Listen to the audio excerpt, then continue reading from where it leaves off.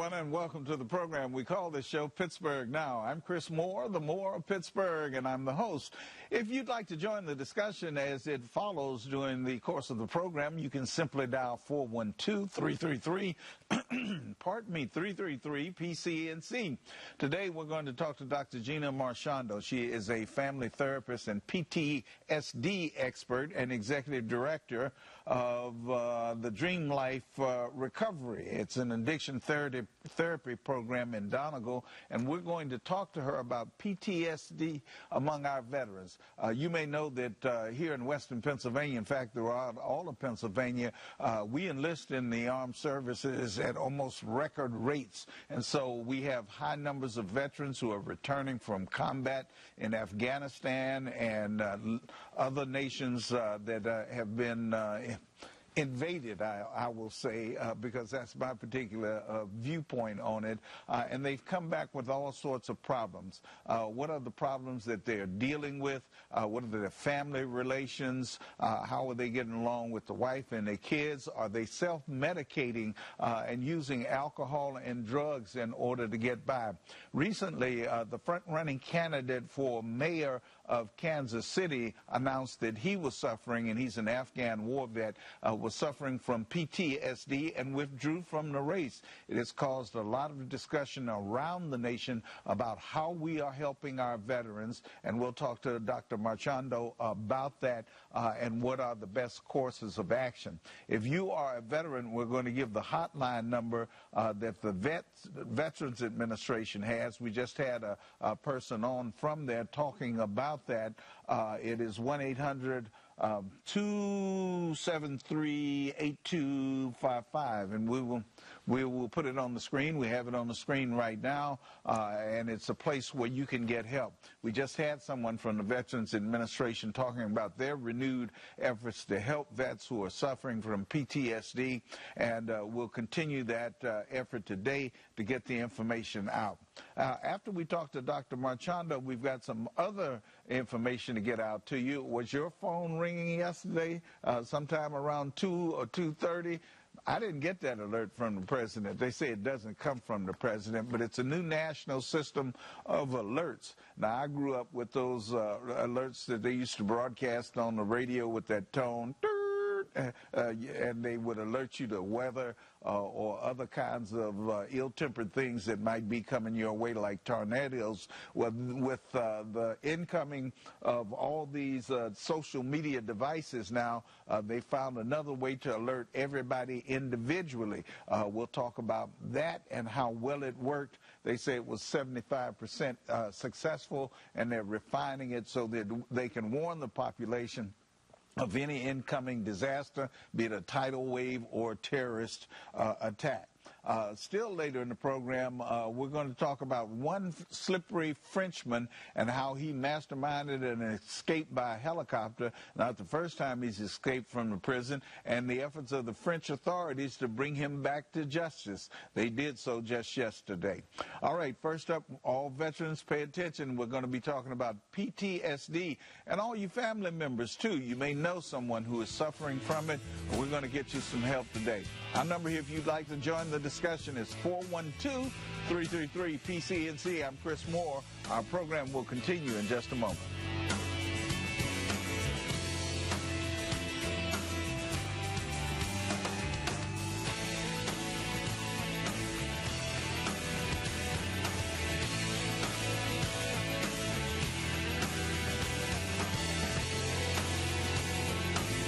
I want them to see a group of people that care. One local community is coming together to clean up the town and give to those in need. With more than 1,000 members, this group is making a difference one project at a time. I don't see us stopping anytime soon. We have too many passionate people. Changing their community for the better makes us proud to be from Pittsburgh. Proud to be from Pittsburgh. Brought to you by your local Honda dealers. Great cars, great people. For a great deal on a Honda, visit shophonda.com. This is an important message for anyone with Medicare. You may be eligible for an all-in-one Medicare plan that combines hospital, medical, and prescription drug coverage together with extra benefits that may include dental, vision, hearing aids, and much more. Some of these plans have a $0 monthly premium regardless of your income. That's right. For one low plan premium, or in some cases a $0 premium, you may be able to get coverage for your hospital visits, doctor appointments, prescription drugs, routine dental care, eyeglasses and contact lenses, hearing aids, and possibly more. Today may be the first time you've heard about this type of Medicare plan. The advisors at the Medicare.com helpline are licensed insurance agents who will explain more when you call. Call now to see if you qualify. Call the number on your screen now. Call now to see if you qualify for these benefits. You worked hard for your Medicare. Now is the time for your Medicare to work hard for you. Not affiliated with or acting on behalf of any government agency or program. If you or a loved one has mesothelioma or any other asbestos-related cancer, call now. Asbestos manufacturers sold deadly asbestos materials to thousands of companies, putting workers at risk. An estimated $30 billion in court-ordered trusts have been set aside to pay out claims to asbestos victims. You may be entitled to a portion of these funds and receive compensation without filing a lawsuit or ever going to court. For your free legal consultation, call 1-800-568-5308. That's 1-800-568-5308. I'm a non-attorney spokesperson.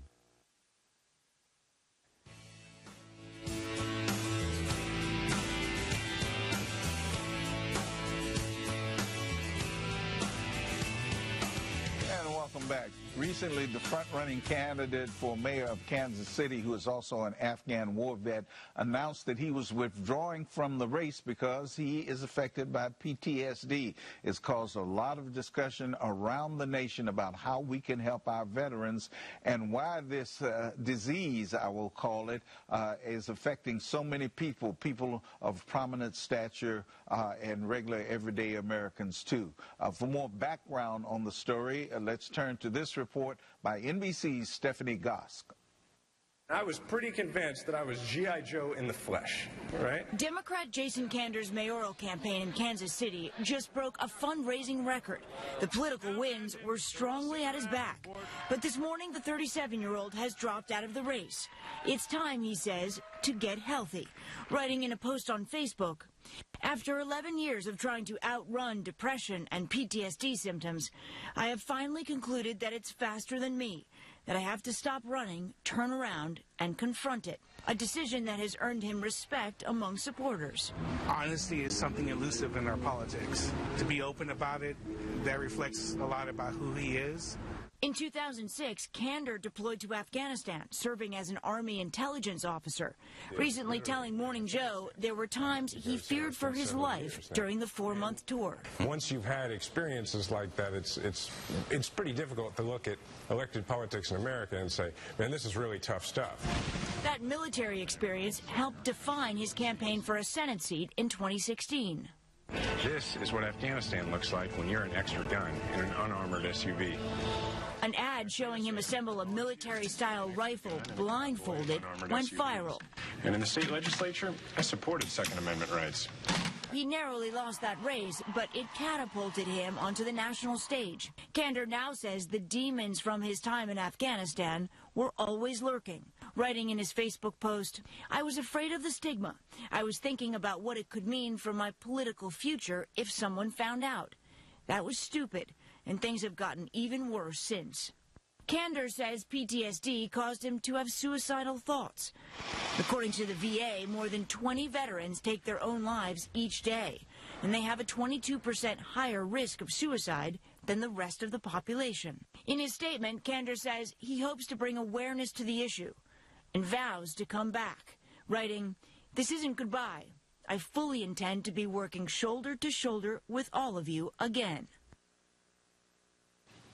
And here to discuss this issue further is Dr. Gina Marchando. She is a family therapist and a PTSD expert. And she is executive director of Dream Life, which is a recovery organization and an addiction therapy program in Donegal. Welcome to our program. How are you? Thank you for having me. All right, we hear all this information about the stigma of PTSD, and we saw in that report how this man came forward and he was afraid of how people would view him.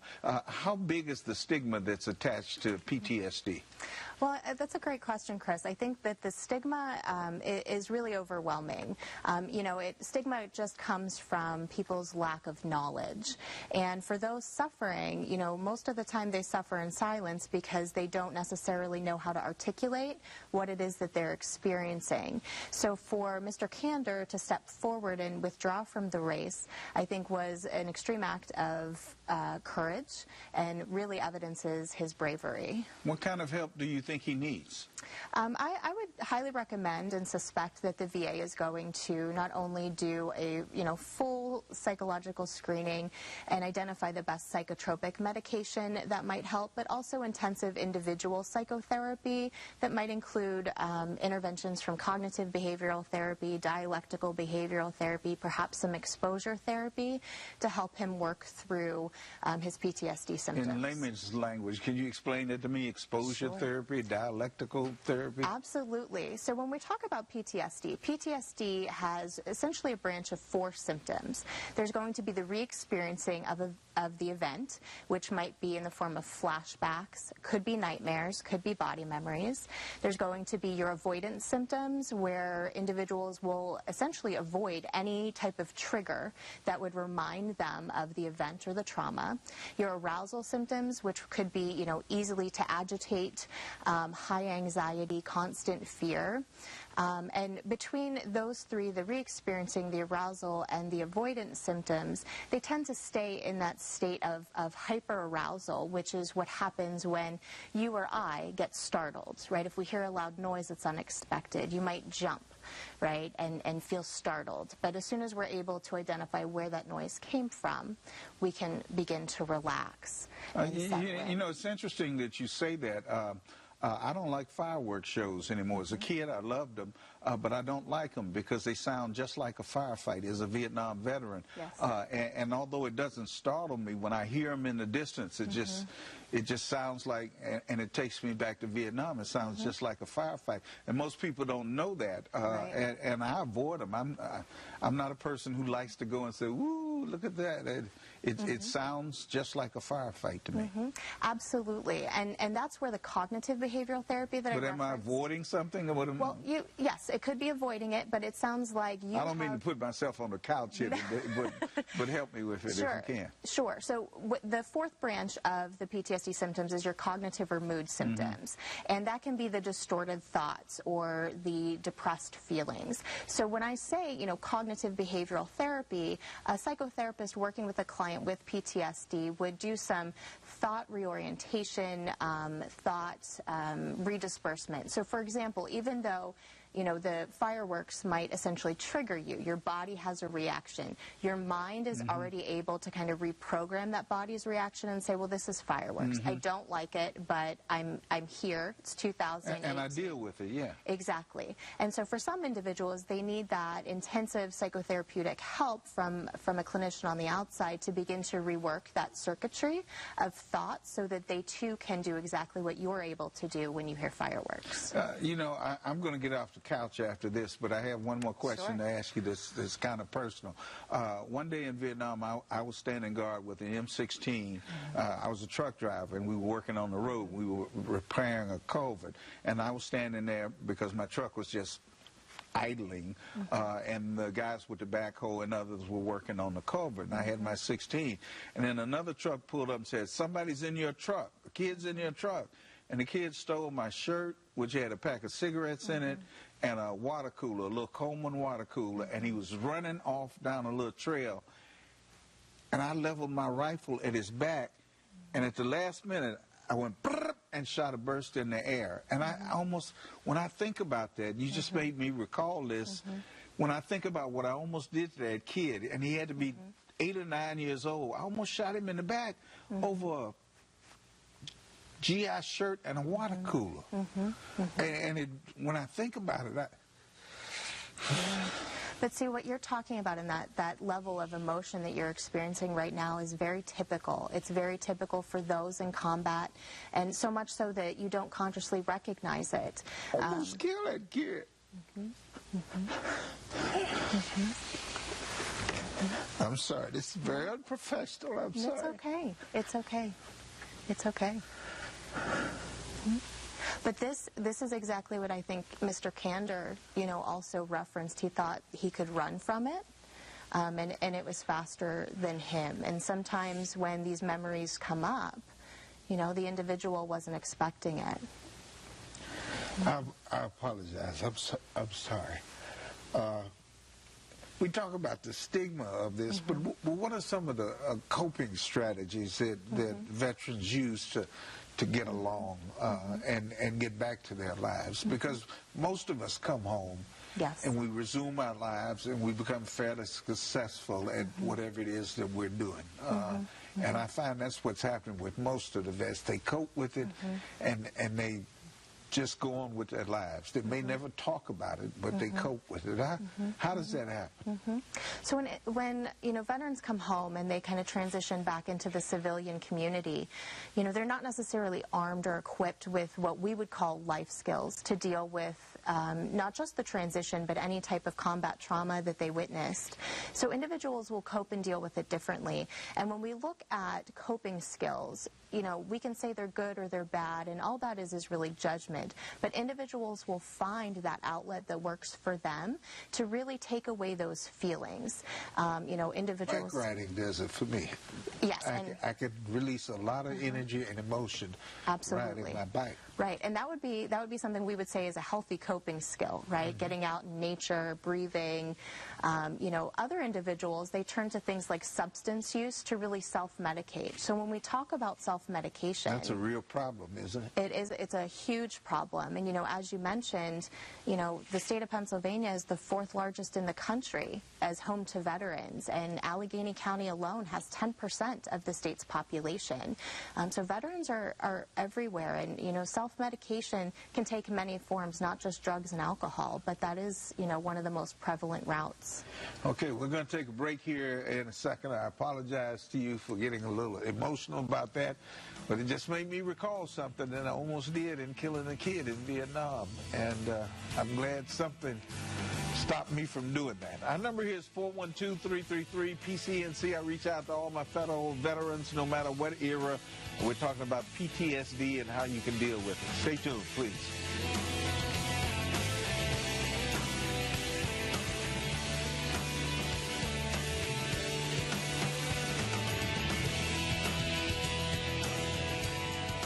Every so often, there is a breakthrough in modern technology. Now, for the first time, there is a flashlight that runs on water. Introducing the Hydrolite. There are no batteries and no charging. It simply runs on water. How does it work? You just remove the revolutionary Hydrocell fuel cell and immerse it in any kind of water for 10 to 12 seconds. When water enters the fuel cell, it immediately begins to generate power. Place the fuel cell back in the Hydrolite, and you have an impressive flashlight. The Hydrolite can be switched on and off like a regular flashlight and can literally run for days on a single water dip. When the water dries out, simply re-dip the fuel cell in any kind of water, and you'll have more light. It's amazing. And with a rubberized armor coating, the Hydrolite is rugged, durable, and made to last. But the Hydrolite is more than just a flashlight. By extending the barrel, it becomes a hands-free lantern. It's perfect for outdoor camping activities. It can even hang inside your tent. It's perfect for changing tires or for any time you need a hands-free light. And for those times when the power goes out, no problem. The Hydrolite is the perfect long-lasting light for emergencies of all kinds. It even has a full 25-year shelf life. Order now, and you can get your Hydrolite for just $29.95. And the shipping is free. Your Hydrolite will come with a water fuel cell that can easily provide up to 300 hours of light. But order now, and as a special bonus, you'll get a second fuel cell absolutely free. That's 600 hours of light. That's an incredible deal. There's no better light for emergencies and disasters than the Hydrolite. It runs on water. No more messing with dead, leaky acid batteries ever again. To order, call or go to the website, hydrolite.com. That's hydrolite.com. That's hydrolite.com.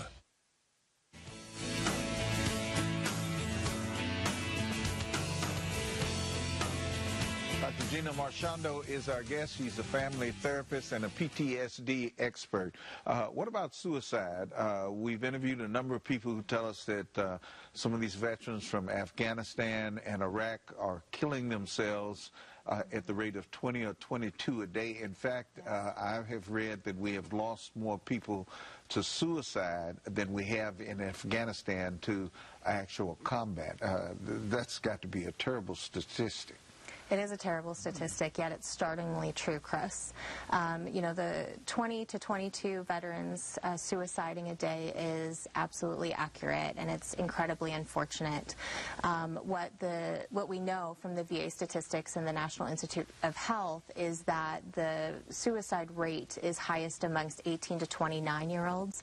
But as we know, suicide does not discriminate. It defies any demographic, gender barrier that you know, makes us each unique. So everyone is susceptible. You know, it's my belief as a professional that individuals that are driven to that point of suicide, they don't necessarily want to die. They want the pain to stop, and they don't know how else to make it stop. Self-medication doesn't help. Talking to people doesn't help, and they just want the pain to stop. That pain is really tough on the family members too. I've interviewed a father whose son came home that he told me was normally gregarious, wouldn't say two words, wouldn't talk about his experience, and the father owned a business, a machine shop right behind the house. And on Thanksgiving Day, the son went out to the machine shop, found a gun, and shot himself to death. And it was terrible on Thanksgiving Day that the family had to deal with it, that they felt that they couldn't help him. His father told me he felt like he couldn't reach him and talk to him anymore, as a father-son relationship normally is. It must be terrible on the family that survives, too. Oh, absolutely. It's horrendous. The whole family goes into transition, you know, when a family member enlists and then subsequently is deployed and returns. Because they're proud of these guys who are going to defend America. And rightfully so. And, you know, I think as human beings, we're not meant to be traumatized or abused. And trauma is literally, it's an invasion of oneself. And, you know, like the mayoral candidate discussed that he felt that there was just this empty black hole that he's been trying to fill. With each, you know, instance of trauma, we lose a part of ourself, and people will usually experience that in the pit or the core of their stomach. And it's usually so toxically painful that that's where they attempt to fill that hole with various mechanisms. It most of the time is drugs or alcohol, could be gambling, and, you know, for others it's work. They'll come home and they will throw themselves into work, but they never get that relational component back, and they may never actually feel like the person they once were. Could they become manic about something like work or anything that keeps them thinking and away from thinking about their war experiences? Absolutely. So PTSD, we know, changes the brain structure. So PTSD impacts the hippocampus, the amygdala, and our prefrontal cortex. What that means is it impacts our house of fear and feelings inside, as well as our judgment. And with that, we have constant cortisol and norepinephrine floating around in our bodies, right? And cortisol oftentimes comes with adrenaline. And we all have that experience of having some type of adrenaline, right? And those with PTSD will seek adrenaline because it's numbing in a sense. And so with adrenaline, norepinephrine, and cortisol floating around in our bodies constantly, we absolutely can have a manic type presentation, which is just a reaction from those free-floating chemicals that our body is never reabsorbing because that trauma is not getting resolved without therapy. Well, how can a family member help when they see signs of this in a loved one, a war vet? The best way to help someone struggling with PTSD is just being consistent and supportive. Consistent? Consistent, meaning constantly asking, being consistent and regular in, you know, touching base with the loved one. How are you doing? Even if they say fine or I don't want to talk about it, continuing to put yourself out there and letting them know that you genuinely do care. But I think of that father that I told you about who told me he did try that and his son was just unreachable. Sometimes it's going to be a forced familial intervention. You know, I get contacted from families all the time who are, you know, just desperate for help. And it's bringing, you know, a professional into the family system to potentially get that person into intensive treatment. You know, psychotherapy has changed over the years. There are many therapists now that, you know, will come out of their offices and will come and do a session in your home. That might be a more comfortable atmosphere? Yes, absolutely. For some people that feels a little less threatening because you're coming to my turf in my territory. So there are so many different options out there to get loved ones help and to get the family system some help in the adjustment. You know, help is readily available. Do people really understand trauma? I think of President Trump mocking the lady, Dr. Ford, who talked about her traumatic experience, and everybody seemed to, in the audience, laughed at it. And I don't think people understand a traumatic experience that happened to somebody, whether it was a recent war experience or something that was 30 years ago. That trauma is still there within that person sometimes, isn't it? Absolutely. So at the time that we experienced trauma, you know, if you and I experienced the same event, you and I are different people. We would have different reactions to it. Every individual has a different reaction? Every individual will have a different reaction. And there are some, you know, risk factors and resilient factors that play a part into someone's reaction as well. What are the risk factors? Risk factors would be if I grew up in an environment where I was traumatized or abused as a child and I experience another trauma later on in life, most likely I'm going to have more of an adverse traumatic reaction than someone who did not. And the other factors, you said risk and resilience. Resilient factors. If I have a healthy support system that I am more than willing to be open and honest with and share, you know, my feelings or what happened to me in an environment where I'm not feeling judged or scrutinized, chances are I'm going to be able to cope with a trauma much more solidly than someone who does not. When you're in a prominent position as the candidate who is running for mayor that we featured in that piece is, how important is it that you maintain a facade that you're an accomplished person, a leader, a war vet, an officer in intelligence, and all of that? Is that a big facade that has to be maintained, and is that a lot of work to maintain it? Chris, that's a great question, and that brings in the whole psychology of politics, right? Unfortunately, I do think that we are in a society where people are thrust into those positions and their expectations of how they need to act or behave. So when Mr. Kander said, you know, I was concerned that if I was honest, it would impact my career. Unfortunately, that's a heck of a statement, isn't it? Absolutely, and unfortunately, I think he was, you know, pretty accurate. But I think that the steps that he's taken in the past few days and his public, you know, declaration of, hey, this happened to me and I know I'm not okay, is tremendously courageous, and hopefully will begin to change, you know, some of our societal reactions to how people of power are supposed to present and behave. I remember once on KDKA where I work sometimes, I was getting ready to go on and there was a guy on before me, and his last caller said, I understand why these Vietnam vets are just so dysfunctional. It's because they were all from the low rungs of society. And I had stacks of papers about issues I was going to talk to. I just threw that stuff up in the air. When I got on about 5 minutes later, I said, you guys who think we're from the low rungs of society, we're the guys who have come home and we're working and we're taking care of our families and we're doing the best that we can.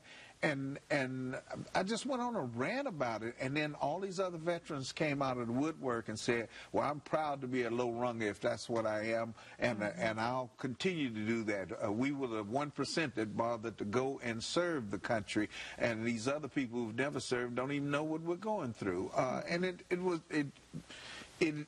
animated a long discussion about these events that affect you, and also the care that you have for the people that you went through with it.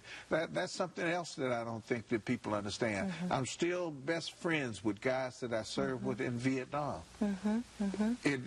What about those relationships that are developed? And these are the people that you can talk to about these events too. The only people sometimes. Absolutely. That's a great point. You know, when individuals are together and they experience a common trauma, what can get created is what we would call a trauma bond. And there's a sense of safety because this person lived through it and knows what happened and is probably the closest person to me. They can understand. Absolutely. And, you know, that's where support groups, group therapy comes in, being able to just relate with the people around you. I think that's why some of these groups, and I've been to some of them, where guys just sit around, smoke cigarettes, and talk about it because they understand. You know what I'm talking about. They'll say something, and one guy starts laughing, even though it's not funny. So the same kind of thing happened to me, and they develop a common bond, and it's also a release, an exhaust point where they can let go of some of that frustration.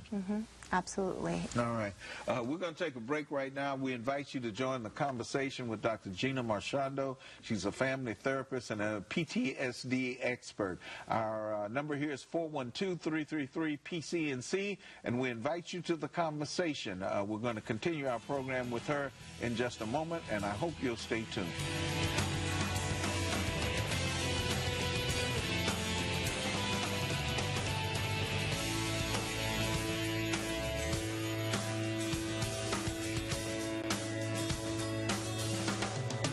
First rule of special ops, be aware of your surroundings. Complete visual clarity, because survival, safety, and success depend on it. These special optics give you the power to see all your surroundings. They're HD vision, special ops. Most sunglasses just make things darker, and in a tactical situation, that can be deadly. Inspired by the needs of our men and women in uniform, Special Ops lets you do things normal sunglasses just can't do. You see your surroundings in high definition with color, contrast, and clarity so sharp you'll never want to be without them. And HD Vision Special Ops reduce glare without darkening your view. Same polycarbonate material used in military aircraft. A high-performance design ideal for active lifestyles. Special Ops offer UV protection, are scratch-resistant, and can survive the harshest conditions. Because no matter where you are or what you do, seeing clearly can save your life. Or give you a tactical advantage even in low-light conditions. Just the clarity of everything around you. It's like it brightens everything up. As far as looking across the field, you can see things very clearly, which is extremely nice and very important. The lenses are so clear, it's like there's nothing there. Everything just pops. Tactical glasses with similar technology can cost $200 or more. But with this exclusive TV offer, you can get HD Vision Special Ops for $19.99. When you order now, you'll also get our HD Vision Night Ops glasses absolutely free. Perfect for driving at night. HD Vision Night Ops enhance color, clarity, and cut the glare of oncoming headlights. You get the HD Vision Special Ops sunglasses and our Night Ops with professional grade optics for an unbeatable low price. Both fair for just $19.99. Don't wait. Get your Special Ops today.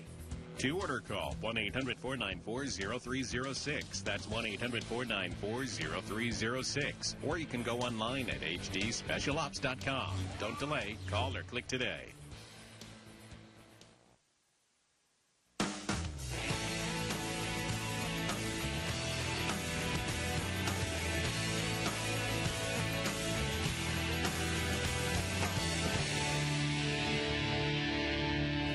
Dr. Gina Marchando is our guest as we talk about PTSD. Dr. Marchando, what about the demons that haunt people? Are they varied in many?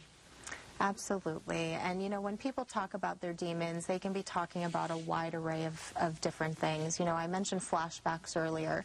And for those individuals that don't necessarily understand what flashbacks are, you can think of it as like a still picture, an image of the event that typically will start either coming down from the ground up at someone or straight across and up. And what will happen when somebody goes into what I call an abreaction. That's where they essentially put themselves back into that image and they begin to relive it. You know, that's a flashback. I think that's what I just did, unfortunately. Yeah. And those are incredibly common. There isn't necessarily a trigger for them. They can happen at any time. It can happen immediately after the event, or it could not happen for years after the event. You know, you also have an emotional flashback where there isn't an image attached, but you just all of a sudden have this intense emotional reaction. And although consciously your grounded adult self might say, I don't understand why I'm reacting this way. I know I'm overreacting, but I just can't stop it. And that's an emotional flashback.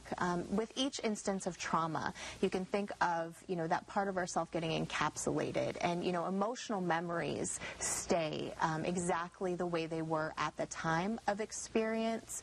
And emotions will stick around within us until we have an opportunity to resolve them. And as a therapist, how do you treat that? How do you deal with that? I mentioned earlier, you know, the VA might employ something like exposure therapy with Mr. Kander. And exposure therapy is, you know, individual therapy where you're working with a trauma specialist who might do something like, you know, EMDR or actual exposure therapy where you're exposed to the actual trigger or the event in a safe, contained environment with somebody to help walk you through it, to help your brain reprocess the information that happened so that it can be resolved. You know, our brains are magnificent. They do many things. And at the time of trauma, our full swing of trauma coping skills will kick in, but our brains will always want things nice, neat, and tidy, and it wants to organize things. So when we do get triggered later on in life, and these images or these emotional memories start to resurface, we need to take that time to really take care of ourselves, get into one-on-one therapy, and let someone help us reprocess so that our brain can safely, you know, store that back away. And as a therapist, how do you deal with it? I mean, it's exposing you to trauma also. You're living through this with them again and again, aren't you?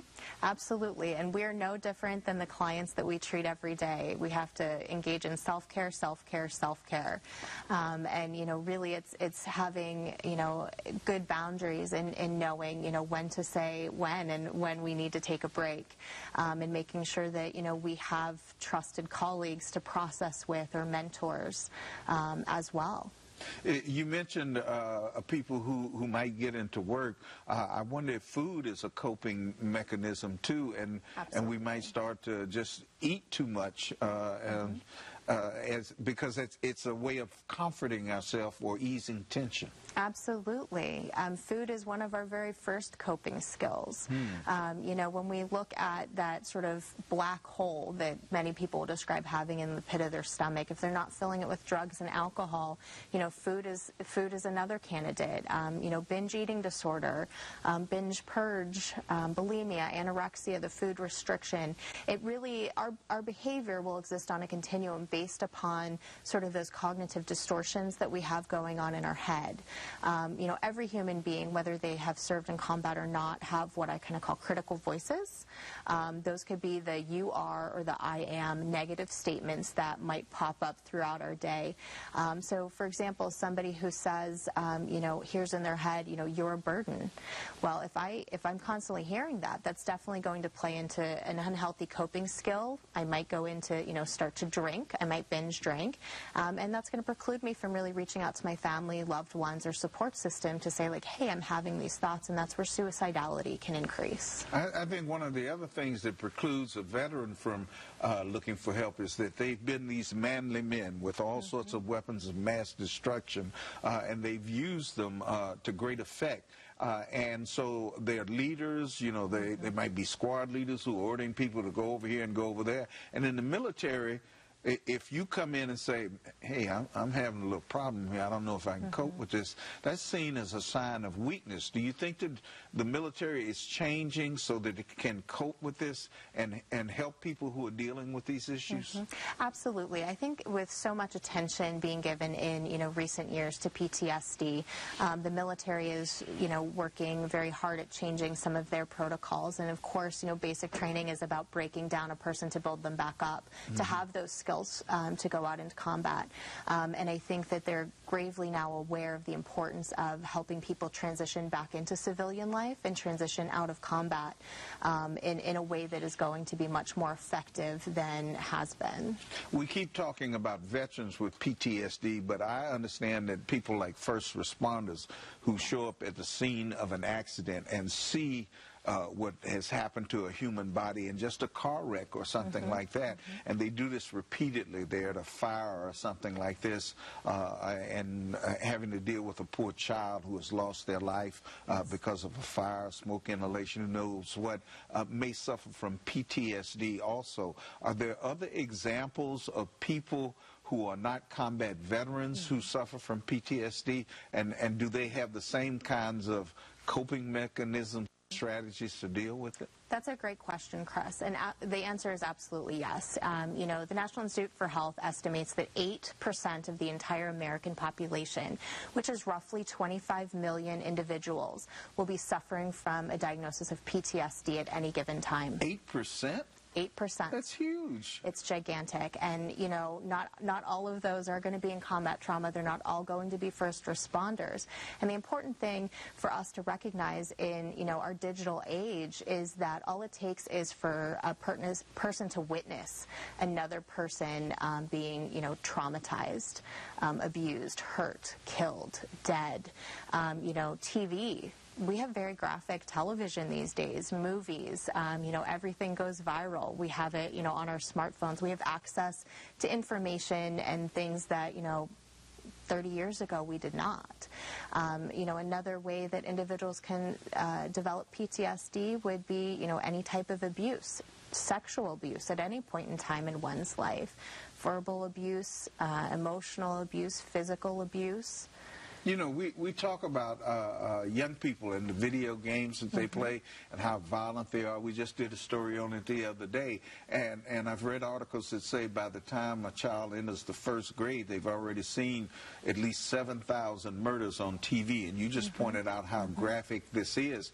Could that affect a child growing up, just video games and violence on TV that we see every day?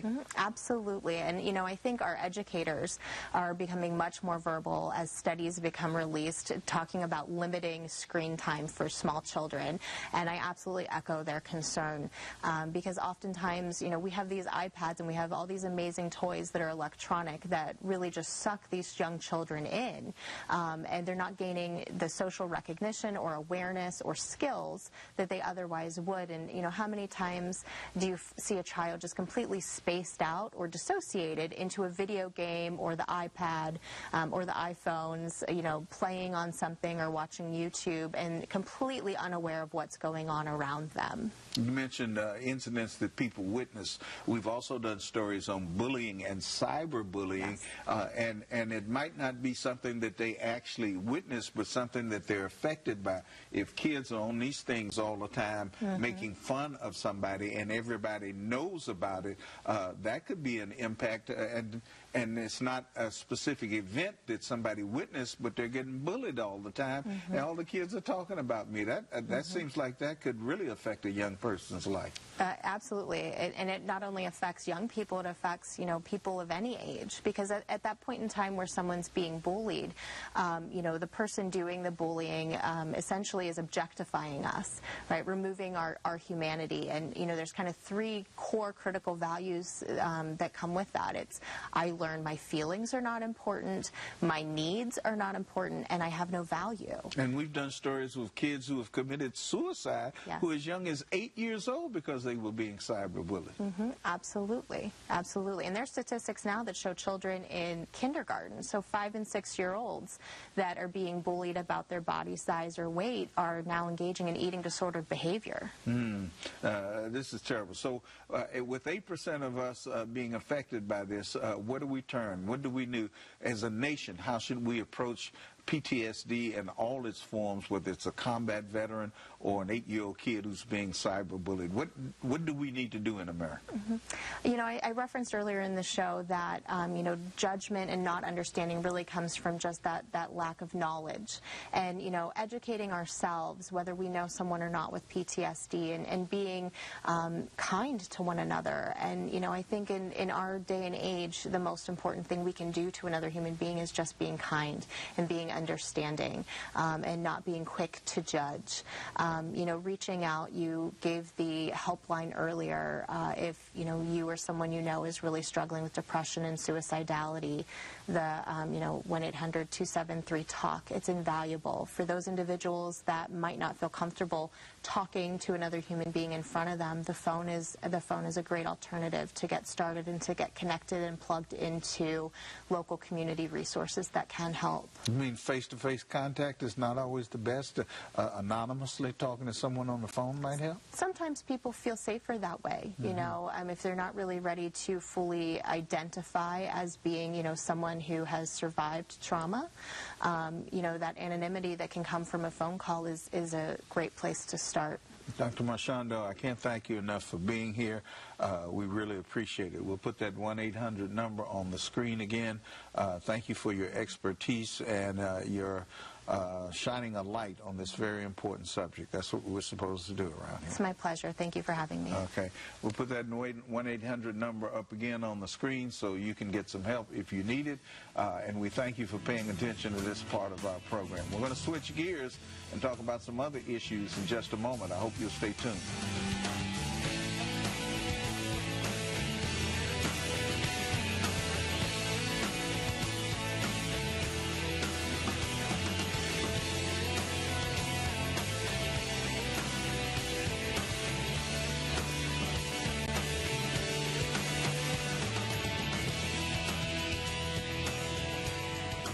Wrestle with your pet to trim their nails, struggling to hold, fighting to see, then cutting too close. That hurts them the most. There's got to be a better way. Introducing PettyCare, the new pain-free nail trimmer that actually lets you see what you're doing. Pets have an internal vein called the quick. PettyCare highlights the quick, making it easier for you to safely cut your pet's nails. Your pet never needs to worry about the pain and bleeding that comes when you cut too deep, because PettyCare eliminates the nail, so you always find the right place to cut. It's very important to make sure that your pet's nails are clipped on a regular basis. The PettyCare, it makes it a lot easier to cut accurately so you don't cause any pain or discomfort for your pet. The secret is a super bright LED light that illuminates the nail, easily showing you where to cut. PettyCare's razor-sharp, precision-honed blades let you cut through your pet's nails with ease. And PettyCare features a nail trapper to catch flying debris, so you never have to step on or hunt for nail clippings again. Plus, the nail trapper doubles as a magnifier to help you see close up. PettyCare is great because it has a light that illuminates the nail as well as a magnifier to make sure that you cut accurately every time you cut your pet's nails. You love your pets and they love you. Show them you care by trimming their nails the fast, easy, and pain-free way with PettyCare. You could take your pet to the groomer to trim their nails, but that's expensive. But with PettyCare, you can professionally trim their nails right in your home for much less. Call or go online now to get your PettyCare for just $19.99. See and trim your pet's nails pain-free, guaranteed. But wait, order now and you can get a second PettyCare. Just pay a separate fee. We'll even ship it to you free. That's right, free shipping on your second one. Plus, find out about the PettyCare Deluxe offer that includes the enhanced comfort grip and the True Touch Pet Glove that gently removes hair as you show your pet you care. An incredible value. Call or order online at buypettycare.com. That's buypettycare.com. To order, call 1-800-873-0971 or order online at buypettycare.com.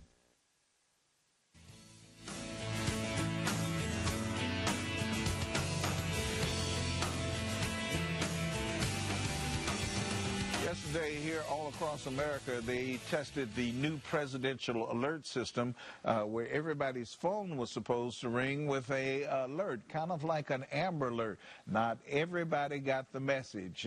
Let's turn to Tom Costello to find out more. From coast to coast, the alert came at exactly the same moment. 2:18 p.m. in the east, 1:18 in the Midwest, 11:18 Pacific time. While FCC rules prohibit us from airing the alert tones, 225 million devices were supposed to have received the first test of the presidential alert system. From New York, I hope it's not a sign of things to come. To Chicago, the president can text us? I thought, like, what now? To L.A. I panicked. I wasn't sure what to think of it. Then, just after 2:20, the alert hit every radio and TV nationwide. The ultimate goal, to reach every American simultaneously in the event of a national emergency. From natural disasters to a terror attack to a disease epidemic. Former NYPD Commissioner Bill Bratton.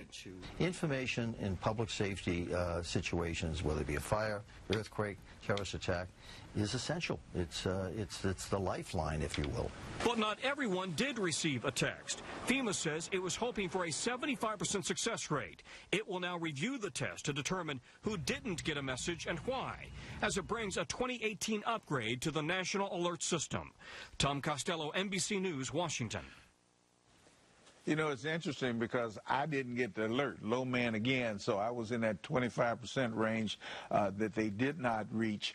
This is an important system, I think, an emergency alert. It does not come from the president, as they said, but it's going to keep us safe. At least I hope that's what it will do in the event of some national emergency. Now, if we get a presidential alert that there are incoming nuclear missiles, I don't know what that's going to do for you unless you got a bomb shelter somewhere. It's not going to do you much good, but at least you'll know about it. Think of that fake alert that they had in Hawaii a couple of months ago where everybody was panicked, where they said they did have some incoming missiles. I hope it'll be a reliable system that will help people with weather emergencies and things like that, and will actually save lives. I think it's a good deal.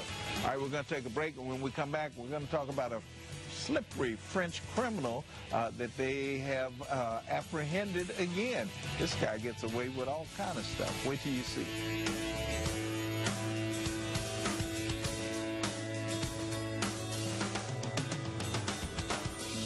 Not all stations cover the news the same way. Channel 11 News covers stories in every local neighborhood. Greensburg, Ross Township, Washington. Some stations concentrate their coverage just in the city limits of Pittsburgh. Channel 11 covers news everywhere you live, not just downtown. Uniontown, Brentwood, Millvale. That's one thing that makes Channel 11 News different. More local news from more neighborhoods. That's a fact. Wilkinsburg, South Park, Cranberry. Channel 11 News at 5, when you want news from where you live. This is an important message for anyone with Medicare. You may be eligible for an all-in-one Medicare plan that combines hospital, medical, and prescription drug coverage together with extra benefits that may include dental, vision, hearing aids, and much more. Some of these plans have a $0 monthly premium regardless of your income.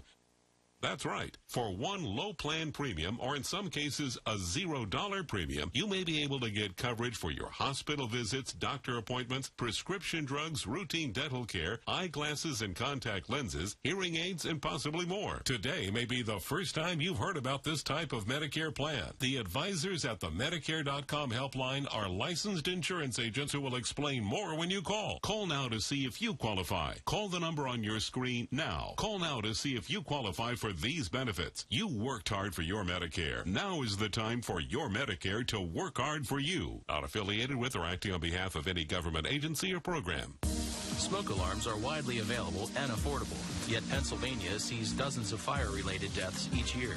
Smoke alarms save lives. It's just that simple. At least one of these life-saving devices should be installed on each floor of your home. Smoke alarms should be tested monthly and batteries changed every 6 months. If you're not sure how to maintain a smoke alarm, call your local fire company. For more information and fire safety tips, visit befiresafepa.com. Paid for with Pennsylvania taxpayer dollars.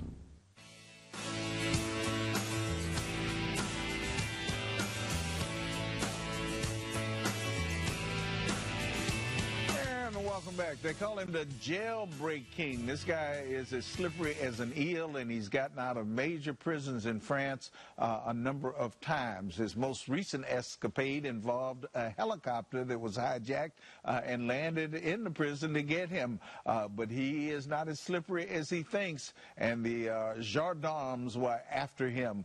Let's look at this report that tells more. French police tonight put out this photo to prove they finally had their man, Redouane Faïd, France's most wanted and most elusive criminal, taken down inside this disheveled fifth-floor apartment in his hometown outside Paris. The challenge now, how to keep him in custody. The bank robber is a Houdini of jailbreaks. 3 months ago, accomplices kidnapped a helicopter pilot, forcing him to fly into a prison yard. Men in black using power tools to break Faïd out. Fellow inmates cheering as the chopper whisked him away to a nearby getaway car, later found torched. It was his second escape.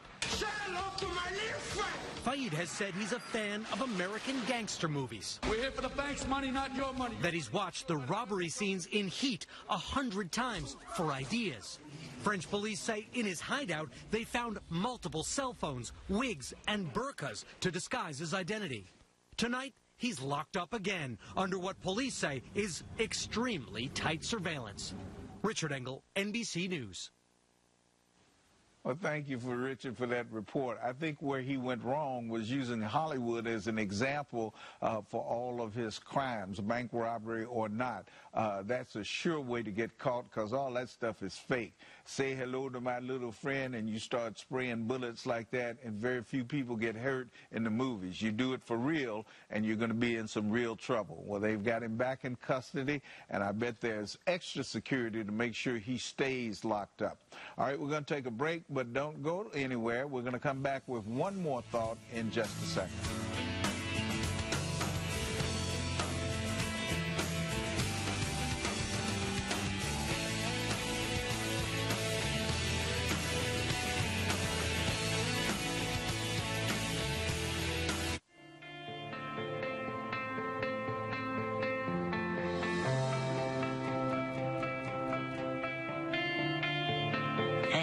I'm Alec. My name's Caleb. Is everything okay? I don't like hospitals. This isn't just a hospital. This is a special place. Come with me.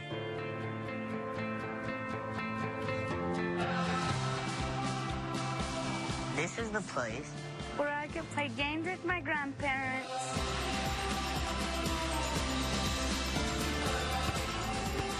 This is the place where I make the shot. This is the place where kids learn how to walk downstairs. I get it. This is where kids get to be kids. Yes, this is Shriners Hospitals for Children. And this special place is only possible because of the monthly support of people just like you. When you give at loveshriners.org, you'll be joining thousands of other caring people who give just $19 a month to change these kids' lives. Because of Shriners Hospitals for Children, I can do things I never thought were possible, like riding my bike. Cookies! Breaking board. Ha! When you give 63 cents a day, we'll send you this adorable Love to the Rescue blanket as a thank you, and a reminder of the love you gave to a kid just like me. Because of people like you, Shriners Hospitals for Children is able to make an everyday miracle happen for kids like me. Thank you. Gracias. Merci. Thank you very much. Please call or go online now. If operators are busy, call again, or go to loveshriners.org to give.